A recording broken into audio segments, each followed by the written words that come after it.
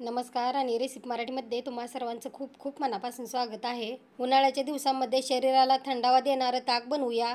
तर आजचा व्हिडिओ जरा स्किप न करता बघा। चला तर आपण रेसिपीला सुरुवात करूया।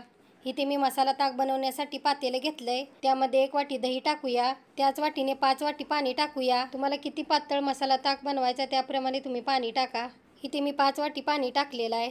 आता आपण रवीने मिक्स करूया। मसाला ताक बनवताना विस्कचा वापर अजिबात करायचा नाही। असे हे रवीनेच मिक्स करून घ्यायचं म्हणजे मसाला ताक व्यवस्थित बनतं। आता आपण यामध्ये धुवून कट केलेला पुदिना टाकूया। कोथिंबीर पण धुवून कट केलेली आहे ती टाकूया। यामध्ये 1 हिरवी मिरची बारीक कट करून टाकलेली आहे। तुम्हाला हिरवी मिरची आवडत नसेल तर तुम्ही स्किप पण करू शकताय। आता आपण यामध्ये 1 ते 1.5 चमच आल्याचा रस टाकूया। अर्धा चमच जिरा पावडर आणि अर्धा चमच सेंधव मीठ टाकूया। आता आपण रवीने हलकसे मिक्स करून घ्यायचं म्हणजे मसाले व्यवस्थित मिक्स होतात। तुम्ही सुद्धा अशा पद्धतीने घरच्या घरी मसाला ताक बनवा। इथं आपलं मसाला ताक बनवून तयार झालेला आहे।